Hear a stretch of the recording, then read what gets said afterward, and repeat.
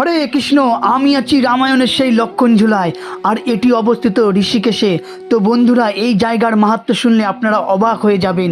রামায়ণের সাথে যুক্ত, সনাতন ধর্মের সাথে যুক্ত এই মা গঙ্গা বয়ে চলেছে। তো বন্ধুরা, রামায়ণে বর্ণিত আছে ভগবান শ্রী রামচন্দ্র যখন বনবাসে গিয়েছিলেন, এই স্থান থেকে তিনি গঙ্গা নদী পার হয়েছিলেন। আর আমি সেই স্থানেই দাঁড়িয়ে আছি, আপনারা দেখতে পাচ্ছেন। এখানেই ভগবান শ্রী রামচন্দ্রের চরণ ছিল।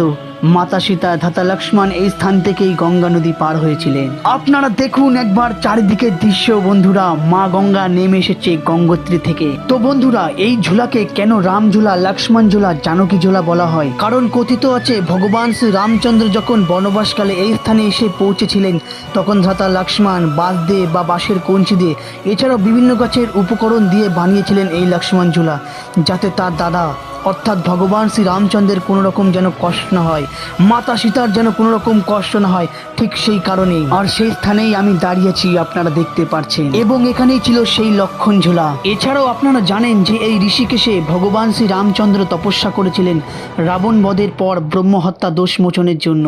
এখানেই আমাদের সনাতন ধর্মের অসংখ্য ঋষি মণি দেবতা ঈশ্বরকে অনুভব করেছিলেন। তাই আজও যেন মা গঙ্গা বলছেন, হে মানব, অন্তরের অহংকারকে ধুয়ে ফেলো, আত্মাকে শুদ্ধ করো, তবেই তুমি রামের মতো ধর্মের পথে চলতে পারবে, ঋষির মতো ধর্মের পথে চলতে পারবে।